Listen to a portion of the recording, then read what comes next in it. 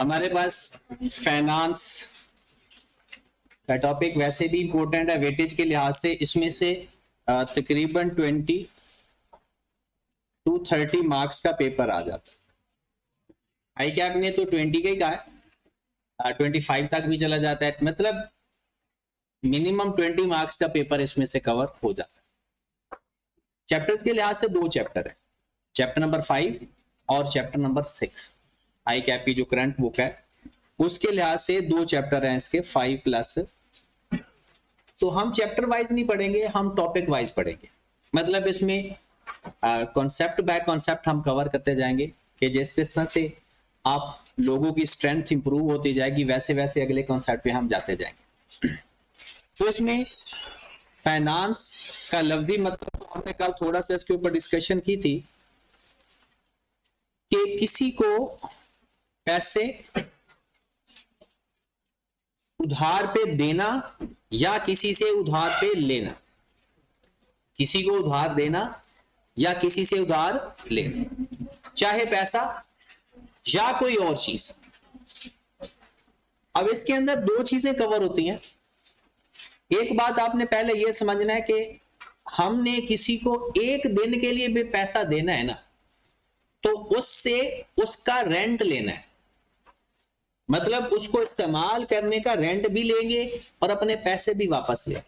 मतलब इस टाइम आपने ये समझना है कि हमने एक दिन के लिए भी किसी को पैसे बगैर रेंट के नहीं देने, और क्योंकि हमारा तो बिजनेस है ना, और ना ही हमने किसी से बगैर रेंट से पैसे हमें कोई देगा। तो हमने मेन इस सवाल के अंदर ये काम करना है हमने कि अगर हमने किसी को पैसे देने हैं तो वापस कितने लेने हैं। अब शुरू में जब ये कॉन्सेप्ट इंट्रोड्यूस हुआ कि भाई बाकी चीजों का रेंट होता है तो कैश का भी रेंट होना चाहिए, तो उन्होंने कहा जनाब अगर आप किसी से 100 रुपया लेते हो तो पहले एक रेट तय हो जाता है कि जनाब इसके ऊपर 10% वापस रिटर्न मिलेगा, क्योंकि सूद पढ़ना हराम है, इंटरेस्ट पढ़ना हराम है, तो हम इसको बोलेंगे मार्कअप, रिटर्न। हम तो मुसलमान हैं, नाम बदलने से चीज थोड़ी बदल जाती है। चले जी, तो 100 रुपए का जो वापस, और वैसे भी इंटरेस्ट का मतलब एक तो सूद है, एक इंटरेस्ट का मतलब होता है दिलचस्पी। तो हम दिलचस्पी ले रहे हैं इस टॉपिक में। तो दिलचस्पी में कि अगर आप किसी को 100 रुपया दोगे और उससे 1 साल बाद या 1 महीने बाद पैसे वापस लोगे, तो आप उससे 10 रुपए एक्स्ट्रा लोगे। मतलब ये 10 रुपए उसका रेंट वसूल करोगे, उसका मार्कअप लोगे, उसका रिटर्न लोगे, उसका इंटरेस्ट लोगे। इसके डिफरेंट नाम है, रेंट कह लो, मार्कअप कह लो। अब अगर अगले साल आपने पैसे उससे वापस नहीं लिए तो अगले साल भी आपको 10 रुपए रेंट मिल जाएगा। तीसरे साल आपने पैसे वापस नहीं लिए तो तीसरे साल भी आपको 10 रुपए मिल जाएंगे। मतलब आपको हर साल एक फिक्स अमाउंट मिलती रहेगी अगर आप पैसे वापस नहीं लेते। इसको बोलते थे सिंपल इंटरेस्ट। क्या बोला जाता था? Simple interest. जो पहला हमारा टारगेट है वो है सिंपल इंटरेस्ट पढ़ना। उसके बाद लोगों ने कहा कि जनाब क्योंकि ये जो इनोवेशन आ रही है ना फाइनेंस के अंदर, ये इस्लामिक बैंकिंग इंट्रोड्यूस हो गई, लोग कहते हैं, कुछ लोग कहते हैं ये हराम है, कुछ लोग कहते हैं हलाल है। तो वो जिस चीज को हराम कहते हैं ना, वो उसके अंदर एक नई इनोवेशन लेकर आ जाते हैं कि अब हलाल कर दो इसको। तो लोगों ने कहा कि जब आप फिक्स पैसा किसी से लेते हो ना, वो हराम होता है। मतलब आप किसी को कहो कि मैं आपको 100 रुपया दे रहा हूं, मुझे 10 रुपया देते रहोगे, ये हराम है। तो एक नई चीज इंट्रोड्यूस हुई जिसे बोलते हैं कंपाउंड इंटरेस्ट। दुनिया में 2 टाइप के इंटरेस्ट है, फार्मूले कई हैं, इसके अंदर बहुत ज्यादा और फार्मूलाज आते हैं, लेकिन बेस सिर्फ 2 इंटरेस्ट के, एक सिंपल इंटरेस्ट है और एक कंपाउंड इंटरेस्ट। कि कंपाउंड इंटरेस्ट किस तरह से बना? वो कहता है जनाब 100 रुपया अगर आप हमें दोगे ना, हम आपको 10% के हिसाब से अगर देते हैं तो कितने देंगे पैसे? ₹10। अगले साल ये जो ₹10 है वो कहता है कि हम आपके जो आपका ₹10 बनते थे वो आपके पैसे हैं। ₹100 के साथ साथ आपके अगले साल के लिए कितने पैसे हमारे पास हो गए? 110। रेट वो 10% ही देंगे, लेकिन इंटरेस्ट कितना अगले साल मिलेगा? ₹11। फिर अगले साल 110 में 11 ऐड हो गए तो कितने हो गए? 121। इसका 10% लेंगे तो कितना हो जाएगा? कहता लो जी, हम फिक्स अमाउंट नहीं देते। एक बैंक जो फिक्स दे रहा है वो हराम दे रहा है, हम हर साल आपको ज्यादा वैल्यू देते रहे। ये क्या कर रहे हैं कि आपका जो इंटरेस्ट है वो री इन्वेस्ट कर रहे हैं। या ये वो लोग हैं जो हर साल ₹10 निकलवाते नहीं है, मतलब अपने पैसे री इन्वेस्ट करवा देते हैं। तो अगर आप पैसे अपने री इन्वेस्ट करवा दो और आपका इंटरेस्ट रेट नहीं बढ़ा, आपका इंटरेस्ट बढ़ गया, तो इसे बोलते हैं कंपाउंड इंटरेस्ट। ये हमारा सेकंड टारगेट। सिंपल इंटरेस्ट में देखो ना, री इन्वेस्ट अगर हो गया तो फिर तो वो कंपाउंड इंटरेस्ट हो गया, क्योंकि अगली दफा इंटरेस्ट आपका चेंज हो जाएगा, रेट तो फिक्स है ना। तो इसमें मोस्टली सिंपल इंटरेस्ट में लोग क्या करते हैं कि जो पैसे इन्वेस्ट करते हैं उसका जो रिटर्न बनता है वो हर साल निकलवा लेते हैं अपनी जरूरत के लिए, और जो कंपाउंड इंटरेस्ट होता है वो पैसे निकलवाते नहीं बल्कि री इन्वेस्ट कर देते हैं। तो अब हम सबसे पहले सिंपल इंटरेस्ट देखेंगे। पैसे फिक्स करवाना, अगर आप कहते हैं जी 4 या 5 साल के लिए आपने पैसे दे दिए और पैसे वापस नहीं लेने, वो कंपाउंड इंटरेस्ट होता है, क्योंकि बैंक आपका ना हर साल का इंटरेस्ट ना री इन्वेस्ट करके वो आपको पैसे दे रहा होता है। हाँ जी जनाब, तो ये हमारे पास सिंपल इंटरेस्ट और कंपाउंड इंटरेस्ट मेन, और इसको चैप्टर नंबर 5 कवर करता है। चैप्टर नंबर 6 के अंदर एन्युटी एक कॉन्सेप्ट है, वो कंपाउंड इंटरेस्ट की एडवांस वर्जन। तो अगर हम सिंपल इंटरेस्ट की बात करें, इंटरेस्ट रेट कम भी तो करते हैं, मतलब इस अभी इतना 18% रेट कम या ज्यादा वो जब स्टेट बैंक ऑफर करता है वो रेट कम या ज्यादा हो जाता है। जैसे अगर आपने कोई इन्वेस्टमेंट करनी है या पैसे लिए या दिए हैं ना, पहले डिसाइड होता है कि आप फ्लोटिंग रेट पसंद करोगे या फिक्स रेट पसंद करोगे।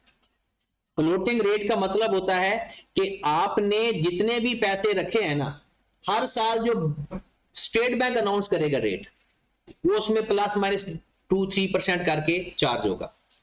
और फिक्स रेट होता है कि रेट जो मर्जी चलता रहे आपको वही मिलना है, उसमें फायदा नुकसान दोनों पार्टी का हो सकता है। हाँ जी मेरे भाई, तो हम जा रहे हैं सिंपल इंटरेस्ट पे।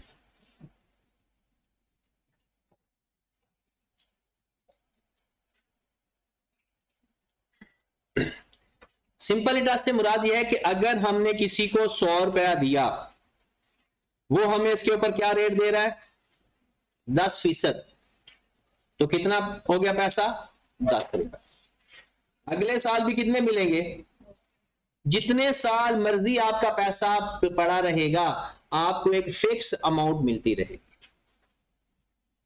ये जो आप पैसे इन्वेस्ट करते हो, लेते हो या देते हो, इसे बोलते हैं प्रिंसिपल अमाउंट।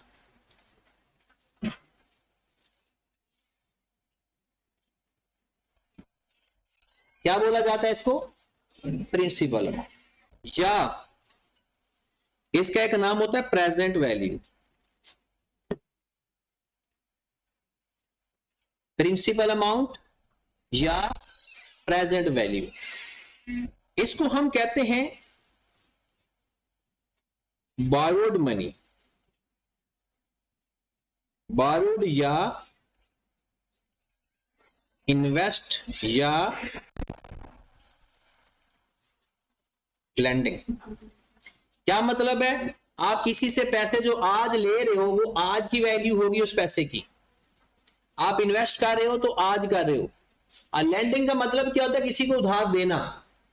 बारो का मतलब होता है किसी से पैसे लेना, लैंडिंग का मतलब होता है किसी को उधार देना। इन्वेस्ट का भी यही मतलब होता है किसी को पैसे आप देकर आ गए।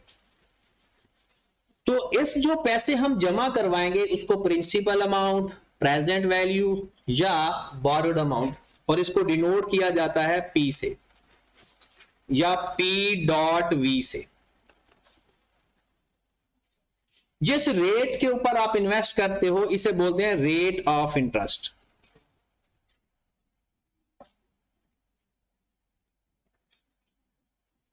ये रेट ऑफ इंटरेस्ट को आर से या आई से डिनोट किया जाता है। रेट ऑफ इंटरेस्ट को आर या आई से डिनोट किया जाता है। ये जो आपको 30 रुपए एक्स्ट्रा मिले हैं एडिशनल 3 सालों के ऊपर, ये जो इसके ऊपर टाइम इस्तेमाल हुआ है ना, कितना टाइम है ये? 3 साल। ये जो 3 साल है ना, इसको टी या एन से डिनोट किया जाता है। टी या एन से डिनोट किया जाता है। और ये जो आपको पैसे 30 रुपीज मिले हैं, इसको बोलते हैं इंटरेस्ट, और इसको डिनोट किया जाता है कैपिटल आई से। ठीक होगी बात? मतलब जो पैसे हम इन्वेस्ट करेंगे, प्रिंसिपल अमाउंट, जिस रेट पे इन्वेस्ट करेंगे रेट, और जितने टाइम के लिए इन्वेस्ट करेंगे टाइम, और जितने हमें एडिशनल पैसे मिलेंगे उसे बोलते हैं इंटरेस्ट। अगर आप 3 साल बाद मैं आपसे पूछूं कि आपने टोटल पैसे अपने और ऊपर जो मिले हैं मिला के कितने पैसे मिलेंगे आपको, वो कितनी अमाउंट है इसमें? 100 हमारा, 30 उसके ऊपर एक्स्ट्रा मिले, इसे बोलते हैं फ्यूचर वैल्यू।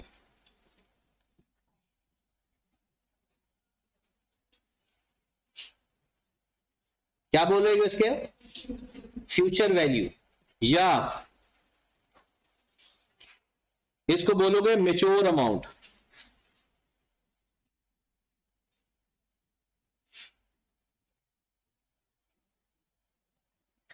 या इसको ड्यू अमाउंट भी बोलते हैं, अमाउंट ड्यू।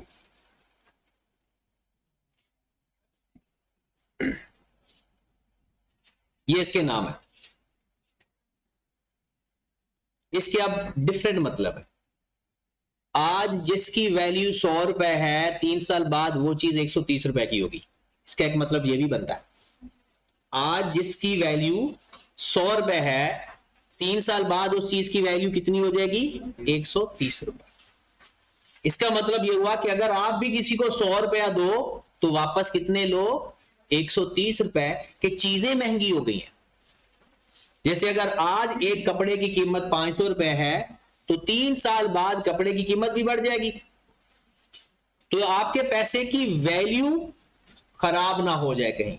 मतलब सादा सी एग्जांपल है, आज आप एक पेन खरीदना चाहते हो, 100 रुपए का पेन है, लेकिन आप नहीं खरीदते, वो 100 रुपए किसी को उधार पे दे देते हो, 3 साल बाद वो कम से कम उतने पैसे तो दे कि आप पेन खरीद सको। तो अगर पेन की वैल्यू 130 रुपए है, तो उस 100 रुपए की भी वैल्यू कितनी हो जानी चाहिए? 130। जी जी, देखिए वो जो रेट होता है ना, फिक्स किया जाता है ना, वो मार्केट की जो इन्फ्लेशन है उसको देखकर किया जाता है। हमारे मुल्क के अंदर ना ये चीजें सिस्टमैटिक नहीं है। मतलब कोई बंदा अपनी मर्जी कर रहा है, इवन रिक्शे वाला भी, अगर हम वहां पर, यानी आजकल तो उबर का सिस्टम आ गया है, अगर आप सादा रिक्शे को बुक करवाएंगे तो वो भी कोई भी कीमत आपको सेट करके दे देता है, मतलब कोई रीजनेबल कीमत नहीं होती। अदरवाइज ये जो रेट ऑफ इंटरेस्ट सेट होता है ना, that is a systematic with the economy, कि जैसे मुल्क के अंदर महंगाई, economy, rate of interest change होते हैं ना, वैसे रेट ऑफ इंटरेस्ट फिक्स होता है। तो उस हिसाब से फिर चीजों की कीमतों की वैल्यूएशन होती है। तो सर रेट ऑफ इंटरेस्ट बीच में चेंज हो ही जाता है? चेंज बिल्कुल होता है, तो महंगाई भी चेंज होती है। रेट ऑफ इंटरेस्ट के ऊपर तो महंगाई डिपेंड करती है। ये एक अलग बात है कि हमारा जब रेट ऑफ इंटरेस्ट 23% था तो कीमतें बढ़ गई, अब रेट ऑफ इंटरेस्ट 17.5% है तो कीमतें उधर ही हैं। तो ये एक नाकामी है हमारी कि अगर रेट ऑफ इंटरेस्ट 6-7% कम आ गया है तो कीमतों को भी, और कुछ चीजों की कीमतें कम हुई भी हैं। अगर आप देखें तो कुछ चीजों की कीमतें हुई हैं कम। अब देखिए फ्यूल की कॉस्ट अब इस टाइम 250 से भी कम हो गई है, लेकिन जब 280 हो गई थी तो तब कीमतें बढ़ गई थी। अब फ्यूल की प्राइसेस नीचे आ गई है लेकिन कीमतें उधर खड़ी हैं, वो तो फिर एक अलग बात है। वो तो एक हमारी ओवरऑल हुकूमत की नाकामी है कि जनाब वो चीजों को इस तरह से मॉनिटर नहीं करते। अदरवाइज जब ये चीजें कम हुई हैं तो इन्फ्लेशन, या इन्फ्लेशन का रेट भी इवन के कम हुआ है। मार्केट के अंदर जो खबरों के अंदर आता है तो वो रेट ऑफ इंटरेस्ट यानी इन्फ्लेशन का रेट कम हुआ है, लेकिन जो लोग लोकल लेवल पे बैठे हैं ना वो उसी कीमतों पे लेकर बैठे। तो ओवरऑल चीजों की कीमतों में वैसे कमी आई है। तो ये तो अब अगर हम इनका फार्मूला डेवलप करें इन चीजों को देख के, अभी हम ये सिंपल इंटरेस्ट को देखा है, इसमें एक चीज जैसे मैं दोबारा लिखूंगा 100, 10%, 3 साल, 30, 130, कितनी चीजें हैं ये? 4 है 5 है? चलें जितनी भी हैं। अब जरा गौर फरमाइएगा, इसमें ये जो अमाउंट है ना 30, इसको हमने कैसे डिनोट किया था? आई का फार्मूला लिख लें, आई बराबर होता है P multiplied by R multiplied by T। P stand for कितने पैसे इन्वेस्ट किए, प्रेजेंट वैल्यू।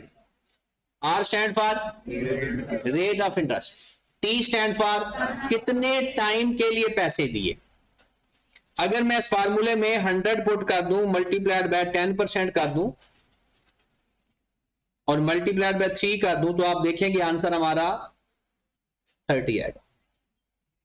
तो कभी भी आपसे कोई पूछे भाई साहब मैंने इतने पैसे इन्वेस्ट किए हुए हैं, इतने सालों के लिए किए हुए हैं, इस रेट पे किए हुए हैं, तो मुझे बताओ मेरा टोटल इंटरेस्ट या मार्कअप कितना बनता है। तो आप क्या करोगे, I is equal to PRT। Got it. अब अगर मैं आपसे ये पूछूं कि 3 साल बाद आपकी टोटल इन्वेस्टमेंट की वैल्यू क्या हो गई, तो आप कहोगे उसको बोलते हैं, हमने वैसे ये फ्यूचर वैल्यू लिख लें, ये जो फ्यूचर वैल्यू आपने लिखी है ना इसको A या S से डिनोट करते हैं। A stand for accumulated amount, A stand for, अच्छा ये राइटिंग अगर बरीक है तो इसको बोल्ड किया जा सकता है, सही है, विजिबल नहीं है।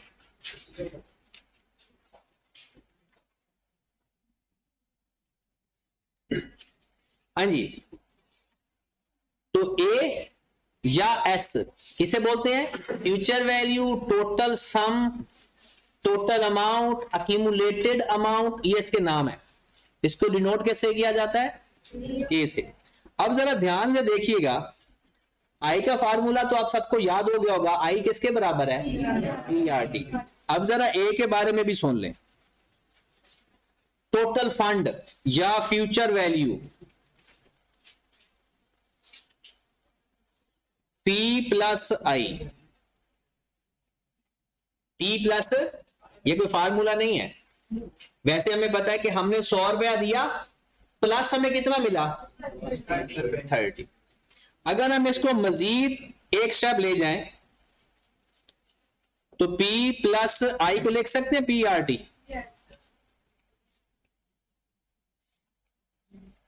P कॉमन ले लें, 1 प्लस, लो जनाब ये आपका A या फ्यूचर वैल्यू का फार्मूला बन गया, A या फ्यूचर वैल्यू का फार्मूला बन गया। क्या किया हमने, अगर आपको ये ऊपर वाली कहानी नहीं समझ लगी तो डायरेक्ट सिर्फ फार्मूला याद रख ले, P into 1 plus RT, P into 1 plus RT। Okay की बात।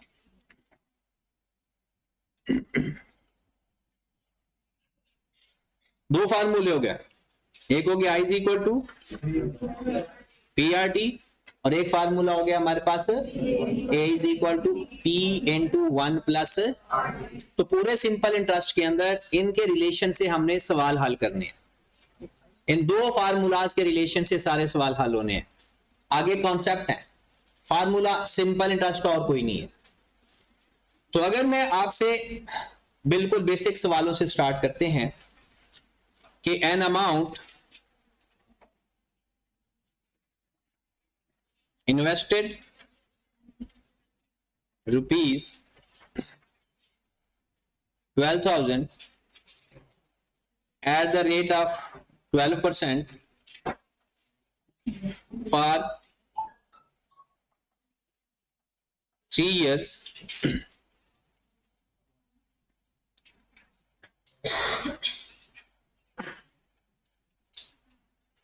what will be the value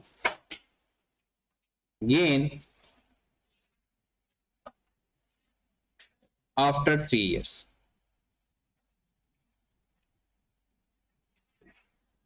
हमने 12,000 रुपया इन्वेस्ट किया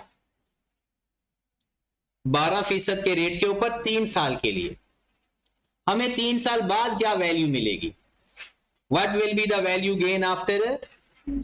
3 साल बाद कितनी वैल्यू मिलेगी, या इस 12,000 की 3 साल बाद वैल्यू कितनी हो जाएगी, और हमें उसके ऊपर इंटरेस्ट गेन का मतलब क्या होगा? हमें एडिशनल कितने पैसे में? What will be the value gain after 3 year? देखिए, अगर आप इसमें से ए फाइंड करना चाहते हो, ये जो 12,000 इन्वेस्ट किया ये क्या चीज है? पी है या ए है? ए हमेशा वो होता है फ्यूचर वैल्यू। प्रेजेंट का मतलब है आज, फ्यूचर का मतलब है कुछ आज के बाद। तो 3 साल बाद जो वैल्यू फाइंड करनी है वो फ्यूचर वैल्यू है। तो इसको हम कह सकते हैं पी है ये जो 12% है ये क्या है? रेट है। और ये 3 साल इसमें, अब आप चाहे इसमें से आई फाइंड करो चाहे इसमें से ए फाइंड करो। अगर आई फाइंड करना है तो उसका फार्मूला क्या होता है? I is equal to P R T. अगर आपने टोटल वैल्यू फाइंड करनी है तो पी इंटू 1 प्लस, तो पी हमारे पास 12,000 है, 1 प्लस रेट है 12%। 12% को मैं 0.12 लिख रहा हूं, कोई इतराज? यानी 12/100। और टाइम इसमें कितना है? अपने कैलकुलेटर में पुट करो 163। 12,000 दिया था, 3 साल बाद कितने लिए? 16,320। और जितने एडिशन लिए उसे क्या बोलते हैं? मार्कअप। इंटरेस्ट नहीं, मार्कअप, रिटर्न। 12,000 दिए थे, उसके ऊपर हमने रेंट कितना लिया? 4,320 रुपए। मतलब 12,000 तो अपना पैसा है ना, आपने 12,000 देकर वापस टोटल 16,320 लिए। रेंट तो ना होगा, ये तो वही वैल्यू है 3 साल बाद वैल्यू। बात तो वही बनती है कि 3 साल बाद हमारे 12,000 की वैल्यू ही 16,320 हो गई। बिल्कुल वही चीज, अगर उसकी कीमत ही 16,320 हो जाए, हाँ ये तो जायज है ना, चीज की बेस पे तो जायज है ना। मतलब आपने देखें, अगर आप सूद से बचना चाहते हो तो आप सिंपल, जिस दिन आपने 12,000 दिया था उस दिन उस किसी चीज की वैल्यू सेट करें जो एक नॉर्मल मार्केट में इस्तेमाल होती है। जैसे हम राइस की बात करते हैं, राइस अज्यूम करते हैं कि 50 केजी की कीमत 12,000 थी जब हमने कर्ज दिया। अब 3 साल बाद वो हमें पैसे वापस करने आया तो हमने कहा नहीं भाई, हम ना सूद नहीं खाते, हमने 50 केजी राइस दिए थे, मुझे 50 केजी राइस वापस कर। जब हमने 50 केजी राइस दिए थे तब 12,000 के थे, अब वो जब 50 केजी वापस करने आ रहा है, हम तो 50 केजी ले रहे हैं लेकिन उसकी कीमत 16,320 है। हाँ, अब मसला यह है ना कि अगर आप 12,000 दे के 16,320 डिमांड करते हैं तो लोग कहते हैं सूद है, राइट? क्योंकि आपने 12,000 दिया था, 16,000 वापस ले रहे हो, तो इसको सब लोग कह देते हैं सूद है, और जो कि है भी सही। लेकिन अगर आप किसी की वैल्यू सेट कर लें, आप कहें जी मैं आज आपको राइस दे रहा हूं, मैं 12,000 नहीं दे रहा, आओ मैं 1 मन राइस मैं खरीद के आपको दे देता हूं, आप 12,000 का बेच के 12,000 ले लो, मुझे भी वापस इतने ही राइस दे देना। तो सर फिर तो 60 किलो लेना चाहिए ना हमें, तो कोई रेंट, तो वो सूद होगा। अगर आप 50 किलो, अगर आप बीइंग अ मुस्लिम, अगर हम किसी और साइड पे चले जाएंगे तो फिर हमारा रास्ता दोज़ख के लिए भी ज्यादा आसान हो जाएगा। तो अगर हम बीइंग अ मुस्लिम बात करें तो वैसे तो हम ओवरऑल, क्योंकि हम प्रोफेशनल स्टूडेंट है, डिस्कशन तो जायज है, हर तरह की डिस्कशन कर सकते हैं, लेकिन हमने सिलेबस भी खत्म करना। अदरवाइज हमें पूरा हफ्ता लग जाए इसके ऊपर डिस्कशन पे, लेकिन रिजल्ट निकलेगा। ये नहीं कि रिजल्ट नहीं निकलेगा, उसके लिए फिर आपको भी थोड़ा फ्री होना चाहिए, मुझे भी फ्री होना चाहिए। तो इसको फिर ये होता है कि फाइनेंस का टॉपिक शुरू से शुरू बंदा करे, पहला लेक्चर ही फाइनेंस से शुरू करे, तो फिर बंदे के पास टाइम होता है। लेकिन अब हमारे पास वो टाइम नहीं है डिस्कशन करने का। अदरवाइज हमें डिस्कस करना चाहिए कि भाई ये आखिर ये फाइनेंसिंग है क्या और सूद क्या है, उनमें डिफरेंस बहुत जरूरी है। क्योंकि आज की इकोनॉमी के अंदर हमें इन चीजों का अगर हमें नहीं पता तो फिर और कौन देखेगा। क्योंकि अगर चार्टर्ड अकाउंटेंट ही इस चीज को नहीं देखते तो फिर और कौन देखेगा, बाकी को तो कुछ पता ही नहीं है। दूसरे जो मौलवी हजरात होते हैं वो चार्टर्ड अकाउंटेंट नहीं होते, तो जिसकी वजह से वो कुरान पाक का रेफरेंस देकर उनको जितनी समझ लगती है उसके हिसाब से बता देते हैं। हम ये लिंक बनाते हैं वैल्यूएशन के साथ, चीजों की वैल्यू के साथ। तो वैसे अल्लाह माफ करे हमें, क्योंकि हम कुरान पाक में इतने एक्सपर्ट नहीं है, उस ट्रांसलेशन को उतनी नजदीकी से नहीं देखते जितना कोई आलिम देखता है। लेकिन कोई भी मेरे सामने आलम बैठे वो रिजिड हो जाएगा, मैं उसे मना के छोड़ूंगा कि ये चीज ठीक है। नहीं तो सर अगर इन्फ्लेशन रेट कम हो, बिल्कुल होता नहीं, ऐसा नहीं होता, ऐसा नहीं होता। मार्केट के अंदर इन्फ्लेशन रेट ऑफ इंटरेस्ट के ऊपर साइमल्टेनियसली मूवमेंट होती है। देखिए रेट ऑफ इंटरेस्ट पाकिस्तान के अंदर जब 23% हुआ था तो इन्फ्लेशन 30% तक चली गई थी। अब इन्फ्लेशन का रेट 10% से भी कम है। सर लेकिन लोग तो जी जब स्टॉक मार्केट में कम मिल रहा हो इंटरेस्ट आपको, या फिर आप सुना है उसका इंटरेस्ट कम मिल रहा हो तो लोग बैंक में फिक्स करवा देते हैं कि ये वही तो मसला है ना, रेट ऑफ इंटरेस्ट को देखकर वो आगे फर्दर स्टडीज में आपके 3-4 सब्जेक्ट हैं जिसके अंदर ये चीजें हमने सीखनी है। आज का जो हम पढ़ रहे हैं ना ये एंड तक यही पढ़ेंगे, लेकिन इनको थोड़ा सा एडवांस करके। चलिए जी वापस आए, तो हम तो फिलहाल वो फाइनेंस पढ़ने जा रहे हैं जिसका पेपर में सवाल आने, ठीक है। तो इसलिए थोड़ा सा हम रखेंगे अपने आप को, क्योंकि कल का लेक्चर हम इसके ऊपर लगा चुके हैं, बस अब नहीं, अब हमने देखना है कि सिलेबस भी तो खत्म करना है ना।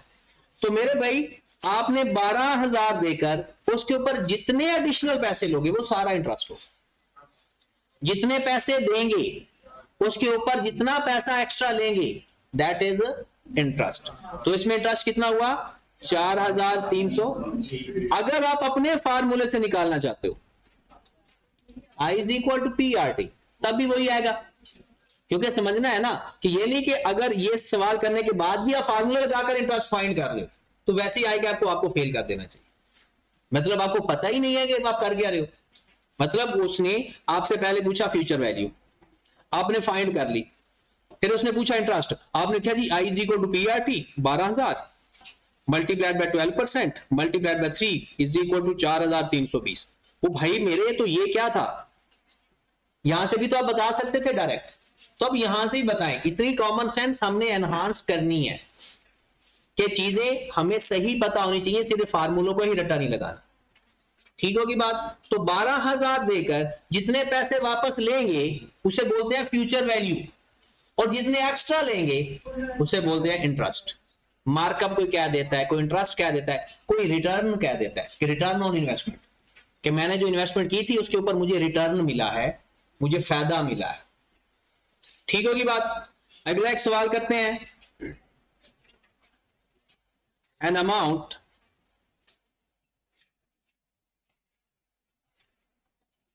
of rupees 20,000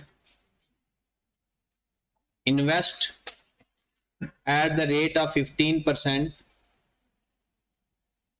for 4 years. Find future value and also amount of interest.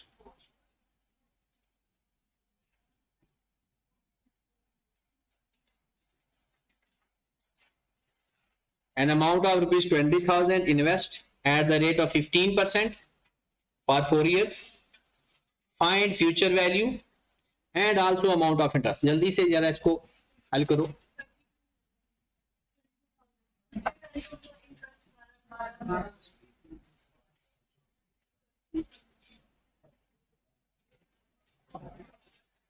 एक तो दोनों के अलग अलग फार्मूले हैं, कोई एक फार्मूला लगा लो, दूसरी वैल्यू आपको पता चल जाती है। मैं आपको दूसरे तरीके से करवाने लगा हूं। I is equal to P R T. P कितना है इसमें 20,000 और रेट कितना है 15%। टाइम कितना है 4 साल। कितनी वैल्यू हो गई कितना? मैं फ्यूचर वैल्यू डायरेक्ट बता सकता हूं कितनी बोला 32,000, क्योंकि 20,000 इन्वेस्ट किया था, 12,000 मुझे इंटरेस्ट मिला, तो 4 साल बाद मुझे टोटल कितने पैसे मिलेंगे 32,000। मतलब अगर फार्मूला भी लगाऊंगा ना, A is equal to P into 1 plus R T, तो भी यही आंसर आएगा 20,000 इंटू 1 प्लस 0.15 मल्टीप्लाइड बाय, तो हमारे पास आंसर आ जाएगा 32,000। Got it. फिर 2 सवाल ऐसे ना लिखें जो पेपर में आते हैं, क्योंकि अभी वैसे तो हमें ये बहुत बड़ा टॉपिक है, लेकिन साथ साथ थोड़ा कॉन्फिडेंस भी डेवलप करते जाते हैं कि पेपर वाले सवाल भी साथ साथ करते जाते हैं। ये नोट कर लिया सबने? चलें जी आगे बढ़े। फिर आगे बढ़ते हैं जनाब के सवाल ये हुआ कि हमारे पास, चलिए अभी भी सादा सवाल लिख देते हैं। An amount rupees 1 million invested at the rate of 8% per annum.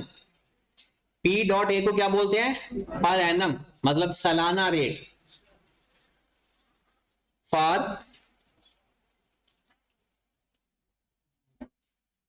10 years and 8 months।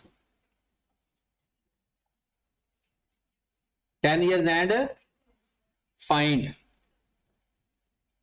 future value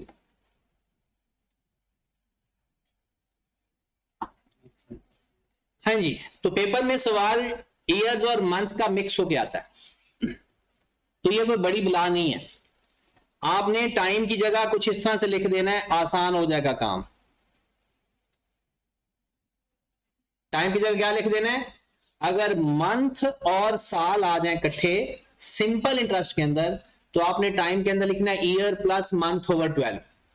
तो ये कन्वर्ट हो गया ईयर्स के अंदर। ये कन्वर्ट किस में हो जाएगा, जब भी आपके साल आज, वैसे तो आप खुद से भी अपने तरीके से भी कर सकते हो, ये तो नहीं कर सकते ना, 18 तो नहीं लिख सकेंगे, तो 10 प्लस 8 तो नहीं करोगे ना, तो 10 साल 8 महीने 18 हो गया, लेकिन 18 क्या महीने या साल? अगर 10 प्लस मतलब 10 सालों में 8 महीने ऐड करोगे तो 18 साल बन जाएगी। तो हमने या तो सारे मंथ बनाओ या सारे साल बनाओ। तो 8 महीनों में साल कितने होते हैं 8/12। 8 महीनों के साल बनाने हैं तो क्या होगा 8/12।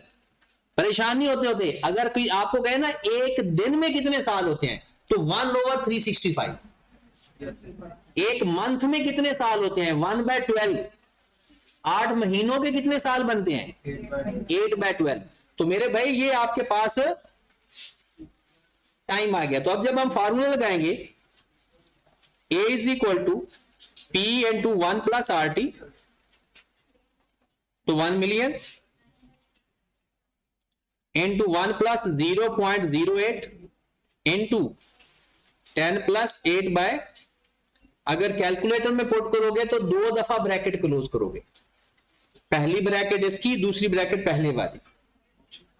अगर कैलकुलेटर में, और कैलकुलेटर में यहां पर डिवीजन का साइन नहीं लिखते होते, फ्रैक्शन का साइन लिखते हैं।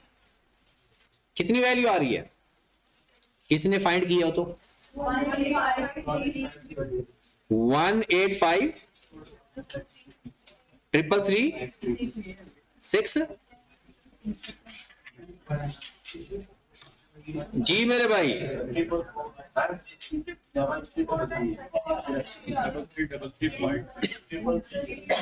कितना आ रहा है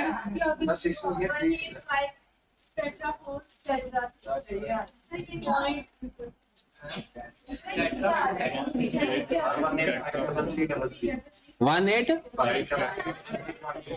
अच्छा 18533 और पॉइंट को छोड़े, पॉइंट को छोड़े, यही बनता है। चले, बात समझ लगी? अगर मैं इसमें पूछूं इंटरेस्ट कितना है तो 1 मिलियन निकाल दे इसमें से, तो बाकी का इंटरेस्ट बन जाएगी। एक और सवाल,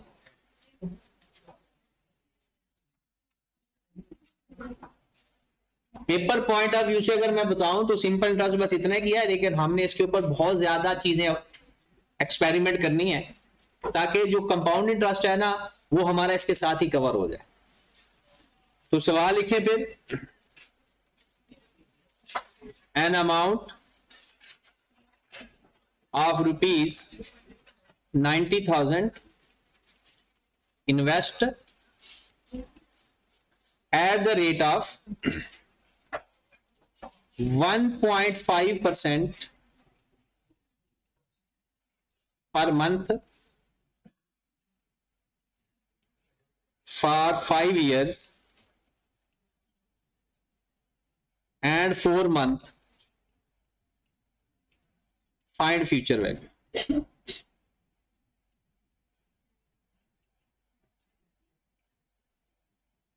हाँ जी, करोगे सवाल? करो फिर।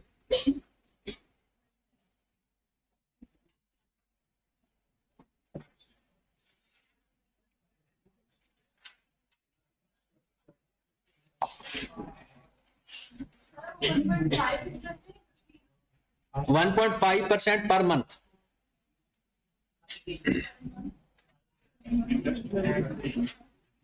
फ्यूचर वैल्यू फाइंड करनी है। फाइंड फ्यूचर वैल्यू जी 97 जी क्या 176,400 जी और 97,200।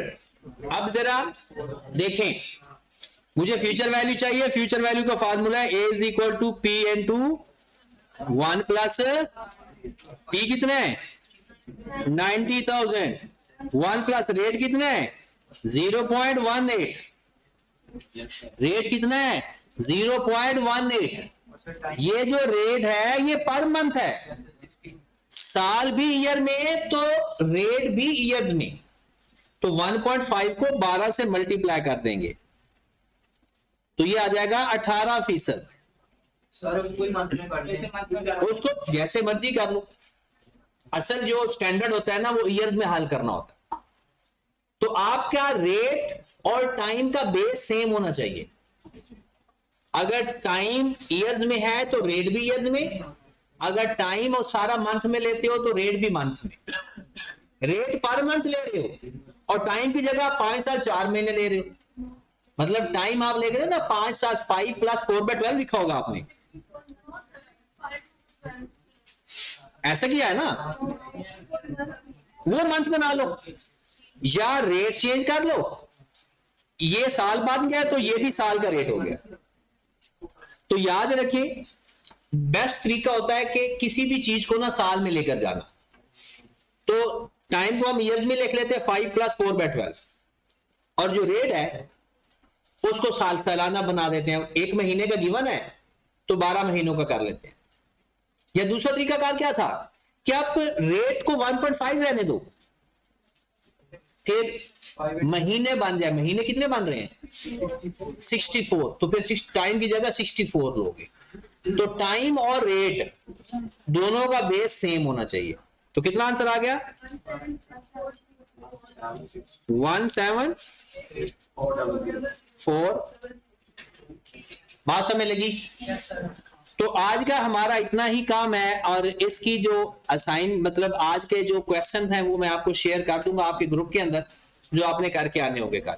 ठीक है, एक तो जाकर ये रिवाइज करना, फाइनेंस का चैप्टर साथ साथ ही कवर कर लो, तो आपका समझो कि मैथ फाइनेंस के खत्म होते ही कवर हो जाएगा, क्योंकि इससे पहले है ही क्या, 2 इक्वेशन के चैप्टर हैं और एक लीनियर प्रोग्रामिंग और एक मैथमेटिकल प्रोग्रेशन, तो इसलिए इसको साथ साथ तैयार कर लेना।